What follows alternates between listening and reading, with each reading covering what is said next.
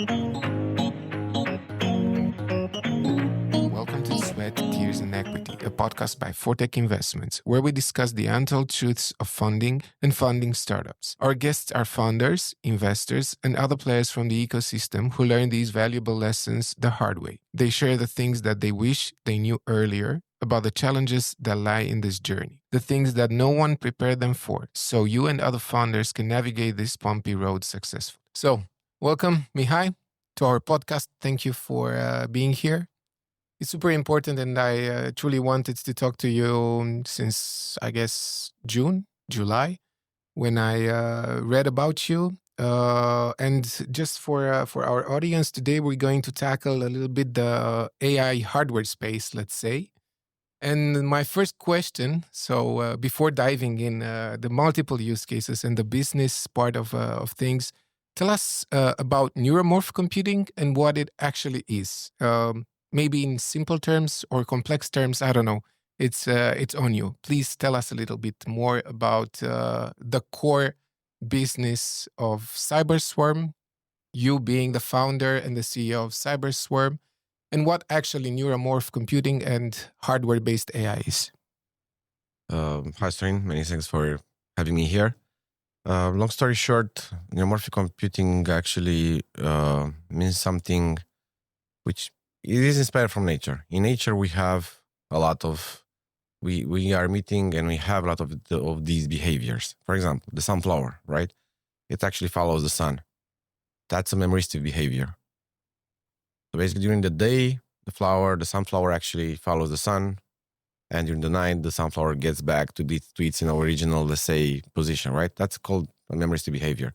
Neuromorphic computing comes from the term, the neuromorphic. Neurons and morphism. Morphism means the ability to change its physical characteristics. And that's hence the term neuromorphic computing. It is called also brain-like computing because a biological brain has this ability of changing its physical characteristics. Basically, any kind of neuron, it's in a different state, it can be characterized by different parameters such as voltage, intensity, weights, if we are talking from a neural network's point of view. So neuromorphic computing actually in a broader sense mimics the way a biological brain works. And to do that, in order to do that, we started on our own R&D project. The idea was to develop a very simple electronic component called a memory stir, which is more or less something very similar to a resistor to memory. But long story short, the term neuromorphic computing means that we are computing in a very similar way to a biological brain, but using different types of materials, anorganic materials, indium, gallium, zinc oxide, basically this kind of oxide, basically more or less the same materials we are using in traditional semiconductor space. Okay. That's super interesting because today we live in a context where Gen AI, large language models, and usually the digital, let's say, aspect of AI is so prevalent, and we see it everywhere. And we see how it can impact a lot of businesses and how fast it can actually do that. Now, from a hardware perspective, things get a little bit more complex. And I would like you to maybe... There are also some new founders that are watching us. How do you say you can get prepared to have a startup in the hardware realm? And what are the challenges when you try to build AI but based on hardware? And how is that, I don't know, different a little bit from the genetic space of the digital AI? That's a very good question. First of all, I think that good ideas are very rare, honestly. And having a good idea actually means a lot of knowledge, a lot of know-how, asking the right questions, I suppose. And to give you an example, traditionally hardware is very hard.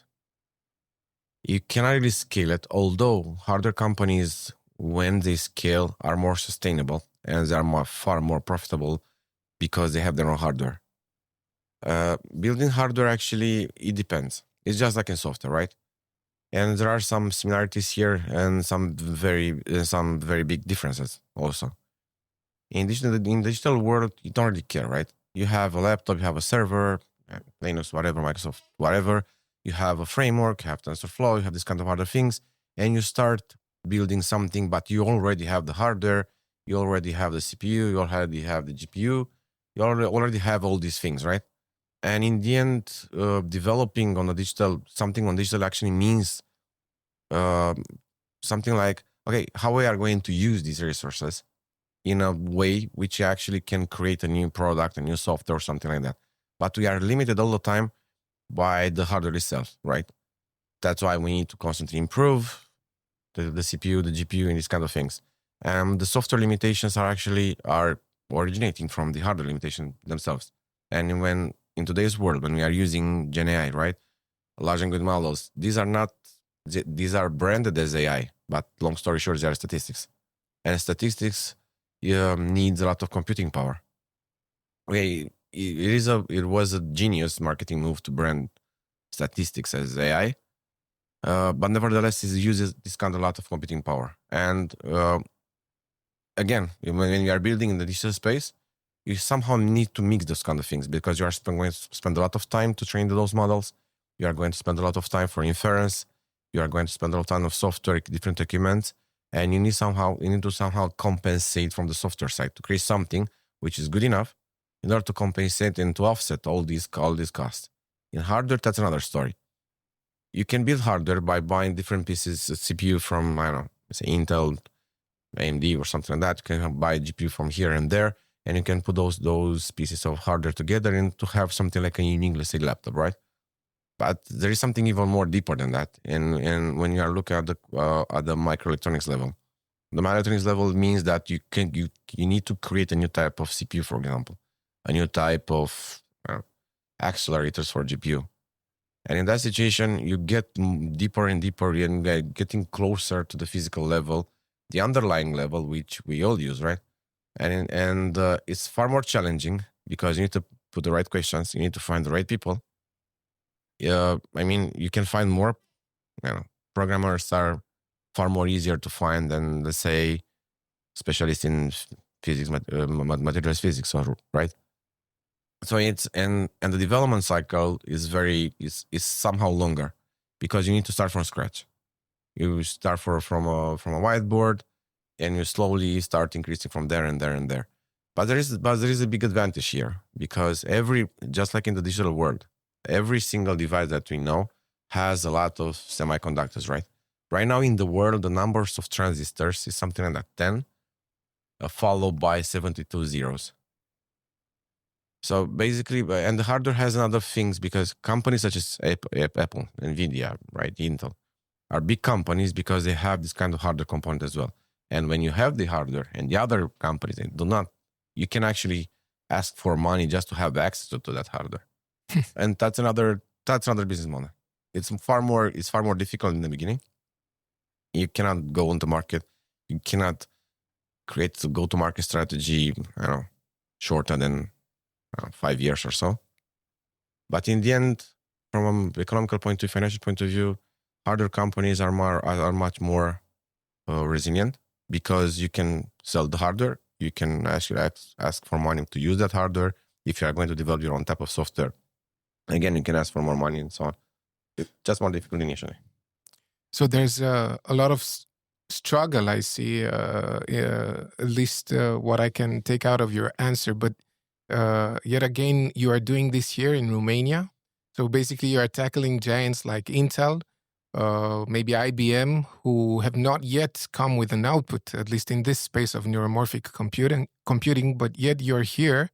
And although there's a situation where you need to attract talent in this so novel space, let's say, and then you have to look at the R&D part of the business, but then you also have pressure from, I guess, investors to come out with a product, with a use case commercially. You actually, regardless of all these struggles, you decided to start this journey in Romania, Ploiești, which is quite amazing, especially when you look at the field and when you see the giants that you are fighting. Okay, let's not use the word fighting, but the giants that are aligned in the same space with you. And yet you started this in Romania. What was the trigger? What got you into believing that you can actually do something like this here with the manpower that we have here and with the infrastructure that we have here, especially when it comes to R&D? What was the thing that said, okay, this makes sense and this is what I'm going to do? That's simple. What's good? If you dream, what's the purpose of dreaming if you don't actually do it? That's one thing. The second thing is the fact that, again, good ideas, from my point of view, are quite rare. And the planet is round. Doesn't really matter. The rate of, basically, anyone can come with an idea anywhere on this planet. Of course, Silicon Valley, as an example, you have a higher potential, higher probability, actually, of getting a funding round. But yet again, on the other hand, you have the cost, the living cost. Basically, everything related to the OPEX, it's 10 times, or I think it's 10, 15 times higher than here in Romania. And there is a thing with Romania. Even in Romania, you can find, in Eastern Europe, you can still find very good people. You can find those people. Some of them are still working in Intel, AMD, NVIDIA, and the other companies. There is a matter of finding the right people, and just trying to execute that idea. And it doesn't matter if it's Ploiești or Bucharest, or doesn't really matter. Because in the end, for example, CyberSwarm, it is an American company. We were first an American company, and after a couple of years, we've established the Romanian subsidiary. Because you need to follow basically the investors' money. But that doesn't really matter. Actually, being in Romania, you are not on their radar, on the big company's radar. You have some colleagues, you have a team. They are not going to be recruited by the big guys there, the big corporations there, big companies there. And you have enough time to just think. And again, because we don't have access to that R&D ecosystem, we needed to create our own R&D ecosystem. If we had more money and that R&D ecosystem, we would have stayed on the digital part. But because we didn't have that digital ecosystem, we were forced to create our own, let's say, analog neuromorphic ecosystem. And guess what? Such an ecosystem doesn't exist in US. So suddenly we have, some years after that, we have a big advantage what's happening in US, because right now we are going to recreate this year what we have built here in Bucharest and Ploiești. We are going to recreate it in Arizona, but not the other way around. And that's okay, so that's a first, I guess, for a country labeled as an outsourcer, not a product. It's funny something, because Trump administration actually, they changed the way countries have access to cheap technologies, right? Semiconductor technologies. And Romania basically is on the same level as Mali, Yemen, certain countries. What's interesting is the fact that we are now exporting very advanced chip technology in US. Okay. From Romania, and actually this proved probably in the future I think that in the future it will benefit Romania not only from an economical or financial point of view, but I think from a know-how point of view. Okay. So that's really interesting, and also it gives me courage that we can actually build, do innovation here in Romania. But yeah, still there can be struggles, and this is why my question was focused also on attracting talent. Something really interesting is how do you pitch a technology like this to investors that may not be that techy, that look always to the commercial applicability of the product? Where do you sell it? What do you do with it? How do you scale it? How will it grow, and all the multipliers that they put on a business when they evaluate it? How do you pitch your product? How do you try to sell it and to show to showcase the value proposition with not an easy technology to explain in the first, let's say? That's simple. You cannot put a price on the vision nor on the dreams. And I think there is this kind. I think any kind of founder has this vision. And honestly, from an investor's point of view, downplaying that vision, it's a very good strategy from their side. Usually investors are going to downplay the vision, right? Because otherwise, and let's be fair, investors they do have money, right? But they don't have ideas. They don't know most of the time how to execute those ideas because it's not their job, right? True. And this part belongs to the founders. And if the founder has, I think, it has some kind of vision, some kind of conviction, and a pretty good amount of knowledge or know-how, yeah, in time it will get there. And to answer your question, I think initially I pitched the vision. It's very hard to scale a technology no one knows about. There isn't any kind of company, any kind of industry which scaled in the past, just like this. Because you have, for example, chip, but it's not like a chip. It's something much more closer to an AI companion. And honestly, how you are going to sell that? Because if you sell it as a chip, just as a chip, okay, you can sell it for $300 and that's it, right? But you have a chip which can do 80,000 different things. So how we are going to choose to do that, right? And slowly we realize that we have some advantages. We actually copy some things from Apple, because in Apple, the price of the hardware is not, Apple actually, I think that right now 60% of their revenue comes from their iTunes, right? Marketplace, right? Yeah. So basically the whole, like the App Store, iTunes, this kind of thing, right? So it's, but they can do that because they have their own hardware, right? Because you are paying the access to an Apple, to the whole ecosystem. Ecosystem. And we realized that we have an ecosystem here as well. And we created this kind of AI ecosystem initially. Honestly, I didn't know in the first 3 or 4 years how to explain to our investor, to any kind of VC, this kind of thing. Most VCs are financial they have a financial background. Yeah. They don't really care about technology, and they say, okay, next year you need to bring, I don't know, $10 million. But there is a catch here. There is this book written by Peter Thiel called From Zero to One. So there is a rule which states like that, which states like this: a company will earn 90% of its revenue 15 years after its founding. And all the companies in the world, even the big companies such as Nvidia right now, Apple or Google, are following this rule. And yet, in the finance world, you have pressure to have fast revenue. Because you can have fast revenue. Google had initial revenue, right? Yeah. But you cannot compare Google's revenue from, let's say, they were founded in 1998, if I'm not mistaken, till 2005 or 6 with their current revenue. Sure. And it always depends. And obviously not everyone is building a giant like Google. So there's a lot of space right now in the gig economy, in the digital gig economy, especially with the use of LLMs and with the use of the digital AI, let's call it like that, to build fast companies, small numbers, and have fast revenue. But you cannot build it because there is a catch there. If any kind of investor actually states that, you need a new investor. And I can tell you precisely why.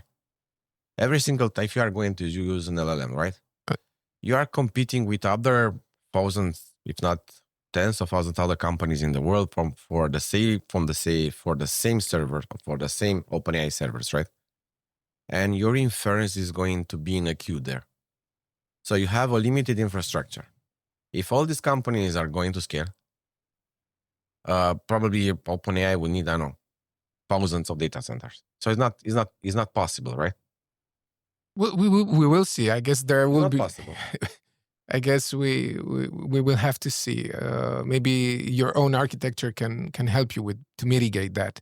And it also depends a lot of what you're building. But it's kind of helpful right now. But I think our discussion came from the point of reaching fast revenue. But yeah, you said something interesting, and I had a question on that topic. You said that your chip can do a lot of things, and there's a lot of use cases.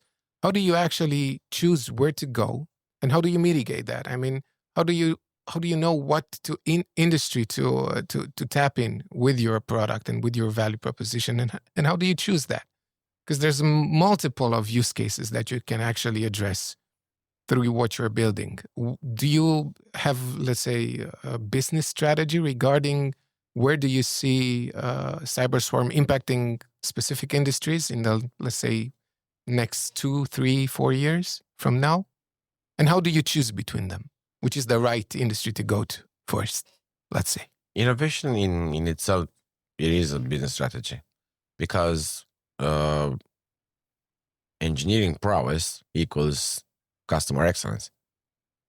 That's one thing. And the thing is that when you have innovation in its true sense, in its true form, actually, will impact across several industries. Of course, some of those industries, some of those companies are far more susceptible of looking at new technologies. The problem with new technologies is that they're not tested yet, right? And this is why we are going towards a chip, because a chip is being manufactured by a certain company and is being tested anyway, right? But there is a catch, because when you need to learn those companies how to use such a chip. But to answer to your question, I think in the automotive space. So right now we are exporting here from Ploiești to Palo Alto. So our technology will end up by the end of this year in a Japanese manufacturer's car. I think there, with our technology, we'll be able to get some very close to a full self-driving car ahead of Tesla and other companies. That's one thing. And the second verticals are actually, there are industries which actually surprise me. I had never thought, for example, about oil and gas. But we realize that in oil and gas factories, oil refineries, this kind of nuclear power plants and so on, they do have a need. They do require AI on the edge. And they cannot use large language models, because in real time, it's too risky. So they need something else there, right? And I think that is going to be automotive. I think is going to be oil and gas, drones, that's for sure. And some general computing like data center, because all of these are the low-hanging fruits for us. And actually, this allows us to continuously develop our technology. Okay. But I think the next one, the most catchy one, would be humanoid robots.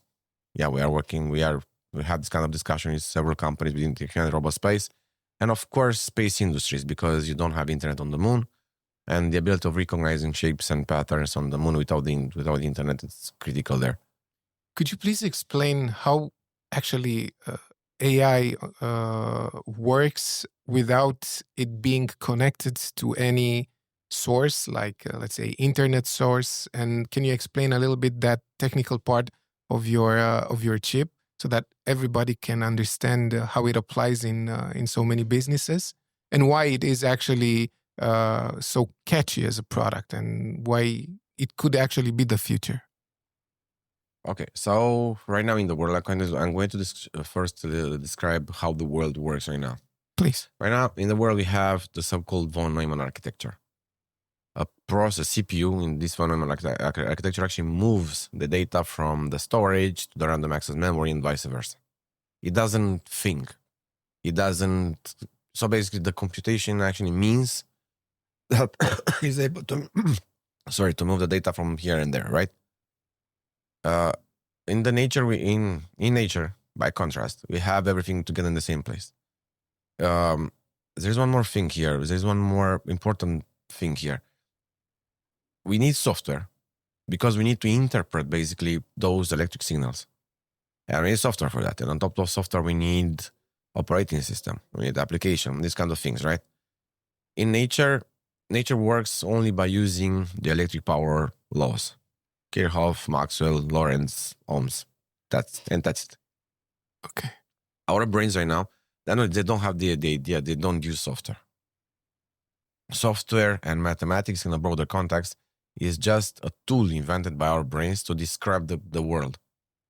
And current AI works like that. So we need prior knowledge of something, right? We need, in order to identify cats, we need roughly 6-7 million pictures of cats. By contrast, the small children will need 5-6 interactions with a cat to understand that that's a cat, right? Nature is able to learn that much faster. In nature, we don't have such a thing as statistics. Nature doesn't work based on statistics because I think it was Taleb which explained it much better than me. How we are going to take into account something like an asteroid, like a meteorite, which happens every 65 million years. You cannot store it, and you have no prior knowledge, right? So nature, being anti-fragile, actually takes into consideration any kind of randomness which might appear, right? And today's world, this world is limited because it's a deterministic system, and it's based on statistics. And in statistics, if you are going to apply these statistics in real world, for example, to create a car, you cannot take into account all the possible situations because you don't have prior knowledge on that, right? And this is why you have a certain probability of recognizing such a pattern. By contrast, nature is pretty good at these kind of things because it has in the same place, it stores the information.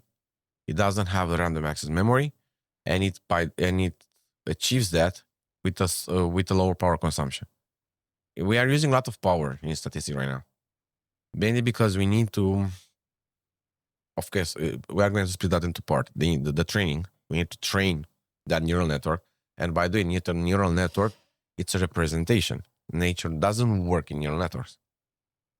So basically, we created the representation, need to train that representation to have a certain accuracy of something, of some kind of object, right? And for that, we need a lot of power. Nature, human brain has power consumption at its peak of between 20 or 40 watt, something which is very low. And it's capable of, human brain has 25,700 different regions, capable of doing a lot of things. We cannot really replicate that in nature on the digital way. Yeah, so from a statistical point of view, it's good to have these kind of things. But if we are going to get something like, we resemble like a true AI, we need to follow the only path we found until now that we know for sure that it can get us to something close to intelligence. And we need to look at Mother Nature. What is true AI, Mihai? How do you define true AI? Okay, let's look at the term. AI comes from artificial intelligence. Artificial means something which is not natural, right? Okay. And we can split those things here. The idea of artificial intelligence, AI, first appeared, I think, from the Latins, right? With anima and animus, anima, right? The Romans said, okay, any kind of living creature has this thing called anima, the spark of life, right? René Descartes, some 1,700 years later, describe this concept a little bit better, right? Cogito ergo sum means I think, therefore I exist. So basically, right now we perceive this thing. There are three actually, but two big concluding definitions, right? So basically, we humans tend to anthropomorphize things. So basically, we tend to attribute human characteristics to different objects. True. And that's one part. And we tend to do that with AI as well. Because if we are thinking about AI, I think that a lot of us are going to think about Terminator, these kind of things, right? And of course, Terminators have... It's so close to you. I mean, Terminator is so close to your business case, really. But I'm going to talk about that. But Terminator had red eyes, right? Why? Because red in nature means danger. If Terminator was, I don't know, like a fluffy robot... Or more human-like, let's say. Wouldn't have been that scary, right? True. So basically, we need to do that. On the other hand, there is kind of things in which we believe that that artificial intelligence is going to be something which will scale a lot. Something somehow different, but will scale a lot, and it needs to be digital, and it talks to us like Next Machina, it talks to us in a very similar way. But that's a confusion as well. Because the human language, any kind of human language, follows some very strict rules. So an AI is going to be very easy to mimic that. Any kind of kid, any kind of children, and sometimes even dogs or cats can actually understand some word from a sentence. But I think there is another case in which true AI it will be something which resembles the the natural intelligence more than we like to think. And this is the most scary situation for us. And I can tell you precisely why. In nature, we know that, for example, there is a very particular species of octopus, right? which has a distributed brain system. It doesn't have the brain inside in a certain place. We know for sure that they can build cities. Yeah. We know for sure they can do a lot of things, but in a total different way than us. Again, we have the ants, we have the termites, we have the bees. We know for sure they can build things, but in a different way than we are doing it. And I think that AI is going to be like aliens landing here. We are going to know for sure they are intelligent, but we are not going to be able to understand them that easily. It's not going to have a statistic. I think the biggest trick is that we somehow believe that it's going to be statistics. It will look like something we can categorize as AI, but I'm going to have a reference here. I think you know that movie called Arrival, right? Yeah, I know. Imagine, but for one thing, if those guys in that movie found those aliens in the ocean, we have believed, okay, that's another new species here, right? Yeah, but true. because they were in the air, right, and it was kind of obvious that they came from outer space. Okay, they're aliens. It's going to be the same with AI. I think that AI would be something very similar to, I would say, even human intelligence. The word itself, but the difference. Yeah, different in the sense that can we use the word sentient here, or can we use, let's say, consciousness or awareness? Can we apply that? Because you're also mentioning the fact that it's going to be a surprise, although we are building it.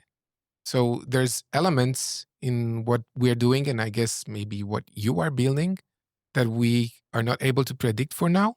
Is this what Sam Altman said about actually AI and? I think that there is a thing. Let's look a little bit at the weather. We are using statistical methods, long story short, to predict the weather, right? True. But we have only a certain accuracy. We cannot really predict because the universe actually is quantum, and by collapsing this that wave function transforms to something called analog, right? And the world is analog, so we cannot really predict. It's a very, I think it's a human bias that we tend to believe that we can predict things because mathematics is deterministic, and the universe is not, due to entropy and other things, based on localization, causation, and other things. And this is what will happen with AI as well, because from a statistical point of view, and this is why Sam Altman actually said that sometimes in certain situation, it might sound like something which has this kind of consciousness, so it looks like an AI, but it doesn't. It just has a higher probability, right?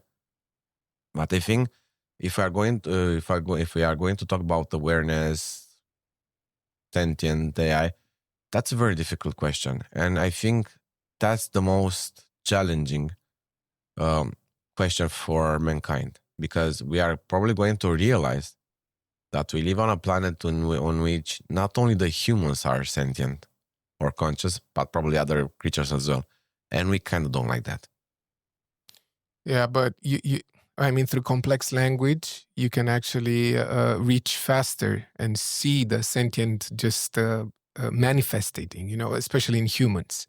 Also, there are specific triggers, emotions that you see in human beings and not see so easy in, let's say, plants. Although they are complex creatures. They're complex creatures, right? Here it's always present in plants as well. Plants know when they are being counted, right?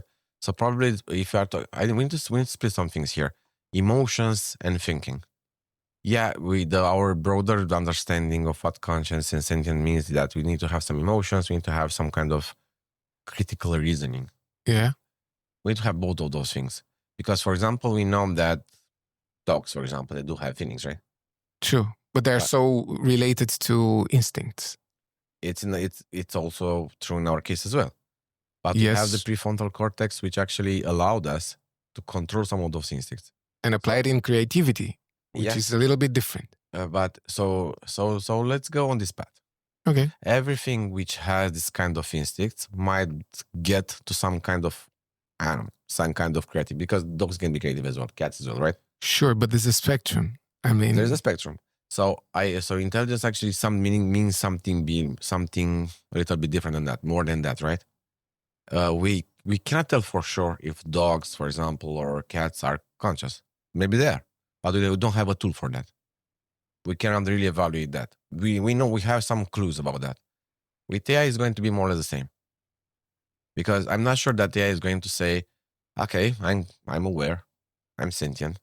Because if you are looking at mankind's history, that would be a very dangerous thing to do.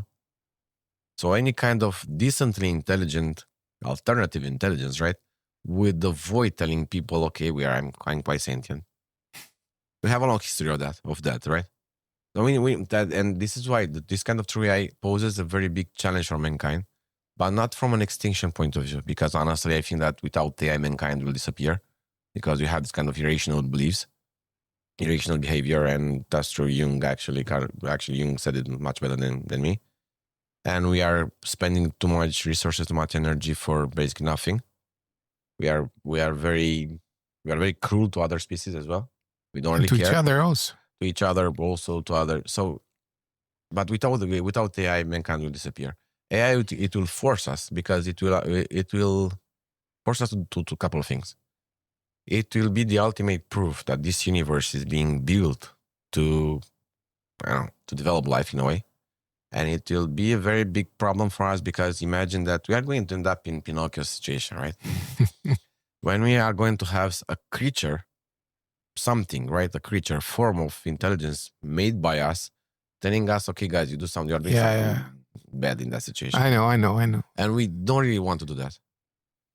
And this is why we prefer to, if you're looking at what's in the art about AI, right? AI is bad.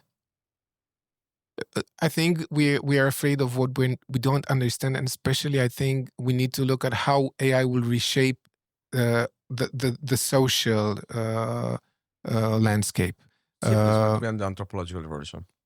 Mankind, as we know it today, won't exist when AI will appear. It will be a new anthropological revolution, but again, it's not the first one. Sure. Mankind, when we invented cities, mankind suffered actually an anthropological revolution again. The Industrial Revolution actually made us another anthropological revolution. AI is going to be the same. There are some challenges there, that's for sure. I think there are some challenges there because I think that AI won't be necessarily smarter than us, but it will complement us.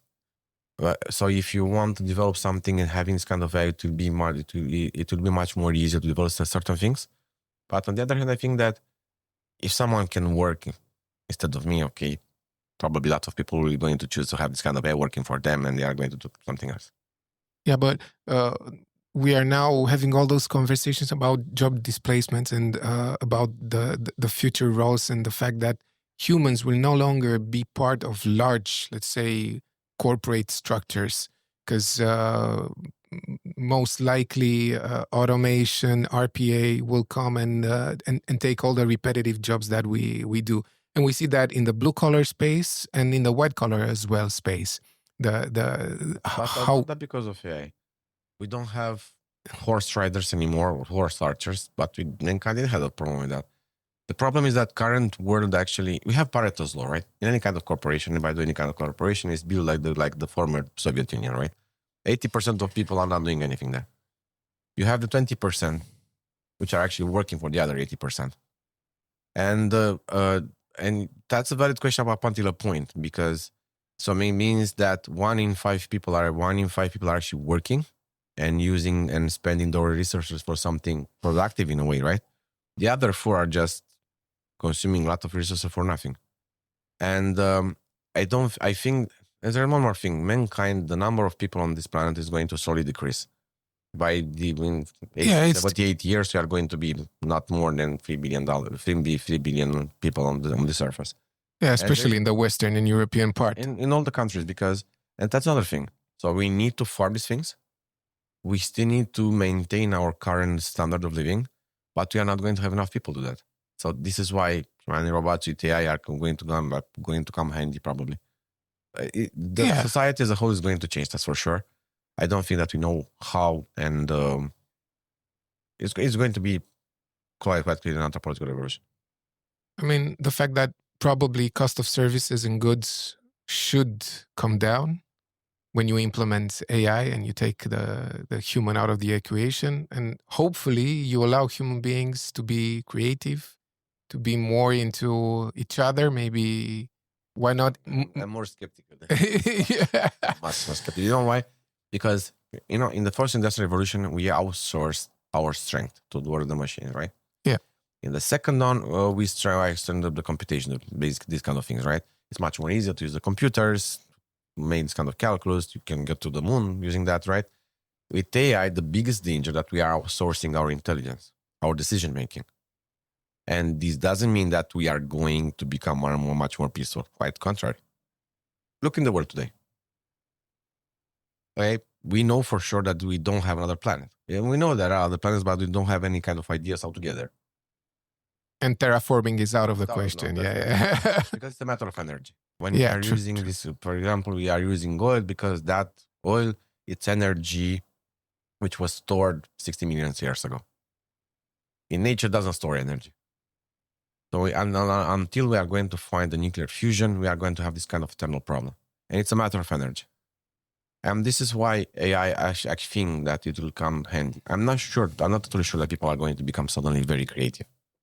Yeah, I just gave one example. It actually frees up human nature and creativity when you allow people to coexist in a context where repetitive tasks. I have a big counter argument here. What happened from the 1990s till now? The Flint index, which actually measures the IQ, is decreasing. Yeah, we are far less creative than in the past. And you need to look at the new designs, right? We tend to go on the minimalistical design. We're not that creative anymore. Because creativity actually thrives in situation of adversity. And when you don't have that adversity, when everything is well and everything is very easy, you have complacency. And that's the real danger. Yeah, but it looks like we will have adversity in the near future, especially with the struggles that will come. Okay, cool. Just to end the podcast, I don't want to end the podcast before talking about also your first startup before getting here into the neuromorphic computing and all that. You also tried another thing, and I wanted to talk about how you define success and what does it take to get to a point where, let's say, you can measure the success. But it's also all about the struggle. And I truly wanted you to tell us a little bit about that part of things. When you first started, how did you, get to a point where you said, okay, this is enough, I need to switch? And how was the struggle? Because everybody goes through pain, as I see it, especially becoming successful. And I know you don't like the word, and maybe you will also address that aspect of it. But please tell me a little bit before CyberSwarm. What was Mihai doing and what was he trying to build? I'm going to start with the definition. I don't like the word success because it's too subjective. And I think that I'm going to quote Albert Einstein here, saying that I want to be a man of value rather than become a successful man. And because in today, and what's more than that, is in today's world, success actually means money. And I'm not a very big fan of that. And I have a short example. Gaudi, right? He wasn't very, very rich man, but his name, we still remember his name, Leonardo da Vinci as well, Albert Einstein, Kurt Gödel, and other things, right? I think that's the idea is to have a legacy. So I would define this kind of success, if I'm going to use this word, in terms of legacy. Legacy means something for the younger generation, for the other generations, for the other people, something. So in order for them to not start from scratch. Okay. And that would be my definition of success. Money, I think that there should be like a side effect. And before CyberSwarm, I had another startup where I made a lot of mistakes. I was both naive and stupid at times. Naive because I choose the wrong investors. I thought that investors are there to help me. Not help me in the day-to-day business operations, but actually help me with advice, this kind of honest discussions, feedback, these kind of things. I realized back then that those investors back then were only focused on getting as much money as possible. And they didn't care about the development cycle, didn't care about all other things. I made, of course, my fair share of mistakes. My mistakes were in choosing the team, in choosing kind of thing, choosing the team, choosing the people. So those were my mistakes. And of course, the original mistake of choosing the wrong investors. That was my mistake. And because no one forced me to do that. And the struggle, in order to talk a little bit about struggle, the struggle is quite simple. If you are going to dare a lot of things, you are going to have struggle. You just need to be sure that that struggle is going to work at the end. And in life, I think that we all have struggles. Choosing the right struggles, choosing the right things to believe, execute. We are going to die anyway. True. Long story short, that's the only certain things in life, that and taxes.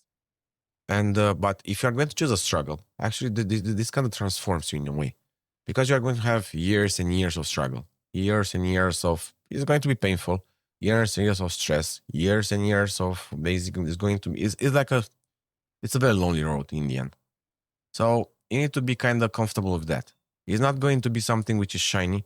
Starting a startup, I think, founding a startup is not something which is, I've yet to see the fun part in that. It's fun after a while, after so many years, but it has a big advantage because you are going to be forced to focus on those small moments, and you are going to find those small moments that most of us probably are ignoring, far more relevant in the bigger picture. And this is how you go on this kind of path. And I think that founding a startup is like a hero's journey somehow. It's painful. It's difficult. No one is going to believe you a lot in the beginning. Not even after that. Everyone has its own definition of success. Everyone is going to be on the sideline. But remember that in the Olympics, right, you have 80,000 people on the stadium and only 10 running there. So the number of people actually running and doing things is going to be impossibly lower than the number of people standing. And you believe that Usain Bolt actually cares if some guy from the stadium, from the seat there says something? No. And that's the difficult part. But I think it's possible somehow. I think it's it's a transformative journey for any kind of person, from my point of view. But yeah, there is a struggle. And I think there's a lot of people in money, right? Just because there are probably a lot of founders going to be thinking about fundraising and so on, right? But if those people having those money, why they don't get to the moon? You are going to see that only some people, let's say something like that. Elon Musk, I'm not a big fan of Elon Musk, but we need to give credit to his deal, right? So somehow he was self-made. Okay, maybe he has some money, but okay, let's go into outer space. Jeff Bezos started from scratch, right? Why, I don't know, Rockefeller family didn't get into space? Why the Bosch founder didn't get into space? So basically having money by itself is not a big advantage. Having the right ideas and the ability to execute those ideas is far more important, because the money are going to be found, the money are going to come afterwards anyway. And it depends. And there's one more thing. You said about struggles. I think that these struggles, and I'm going to quote the NVIDIA CEO about that, are going to enable a different version of us. It will test our character. It will test our values. It will test our principles. And after a while, after some years, of course, because those years are going to pass anyway. If you are going to struggle, if you're not going to struggle, those years are going to pass anyway. And those years, and in the situation, you're going to become a much different person. I would say much better person. And there is a thing, the initial years, I don't know, the first 3, 4, 5 years or something like that are so tough. But if you pass through hell, you have something. You have an idea. You have an idea about what hell looks like. So you're not going to be scared in that situation that easily. And that builds resilience. That's resilience. And that's the big super advantage. Skill, yeah. So in order to just conclude this kind of podcast, I think that if any kind of people has this kind of idea, it's going to be difficult. It's going to be challenging. It's going to be, a lot of people are going to tell you, okay, you are insane. Why do you do that? Why? You are going to have a lot of people. Are there moments when you doubt yourself? Even though there's the vision, there's the courage behind it. Is it okay? We can tell actually, future startup owners and the founders, it's okay right? Is it okay to doubt yourself sometimes? Because you are. If you don't doubt yourself, you are insane. Only insane and fools they don't doubt. Okay. Any kind of other people are going to have the fair share of doubts, and without those doubts, because those doubts are normal and are normal, and it's okay. It's not going. It's the hardest thing, I think, and I think you touched something, but I kind of missed it a little bit. If you are going to found a startup, right? Found the startup. Don't expect that your spouse, your girlfriend, your friends to understand initially. And that's the most difficult part. Because you are going to build something, you are going to have a lot of stress, a lot of struggle, a lot of uncertainties. And of course, you started that, no one forced you. And this is going to be extremely hard and extremely difficult to explain to other people. Extremely difficult.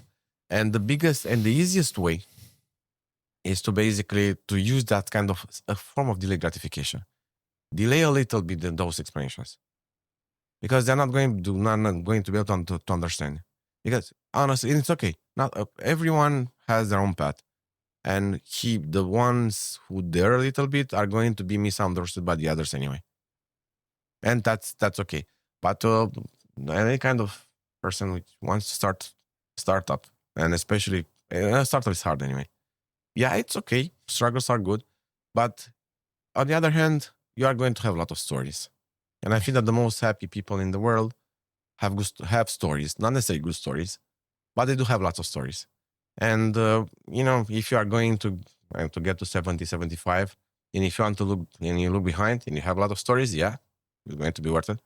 But if you are going to have 1 year, and if you repeat that year 40 times and call it a life, I am not thinking, and I don't totally. I get it. Actually, it's a good life. Thank you so much, Mihai. Before closing, I have one last thing that I wanted to ask you, because it's not an often experience, especially here in Romania. You are backed by an angel from the US. A VC from the start. A VC, sorry. How would you describe that dynamic also for people that are looking to get investment from the US? In few words, if you... I personally have 3 rules of investment. The first rule of investment: do not talk with Romanian investors. The second rule would be do not speak and talk with investors from Eastern Europe in a broader sense, although there are some notable exceptions. I think that is not about the money. It's about having shared vision, shared values. And you need to imagine that you are going to get to drink a beer with that investor. If you cannot do that, okay, that is a very big plus. American investors are pushy. They give founders usually a lot of autonomy, but that autonomy comes with a very big price. No one actually, okay, if you are going to spend $300 on that or this on that, they don't care about that. They care about the end results, and they care about how high can you get, how high can you jump. They don't like to do micromanagement. That's a thing which by contrast in Eastern Europe, Romania at least, it's a very big thing. You need to explain what you are doing and these kind of other things. They tend to like bigger visions. They tend to like the fact that you are daring a lot, that you are solving a lot. But on the other hand, it's quite challenging. Working with him for 8-9 years right now, it's extremely challenging. He's fair, but it's extremely challenging. I understood kind of late what's working. He worked with Elon Musk in the past, right? He worked with people from Intel, so he worked with a lot of difficult people. So he must be a difficult guy in the end. But it's a fair guy. It's okay. And it's and there's one more thing. There is a Romanian mindset and there is a Silicon Valley mindset. I'm not sure which is the best, but I think the best approach would be the capacity of changing between those two mindsets at the same time, because innovation is quite rare in US as well. But basically shifting between those two mindsets and focusing on the vision and execution actually, gets normal. Cool. Thank you so much, Mihai. Thank you.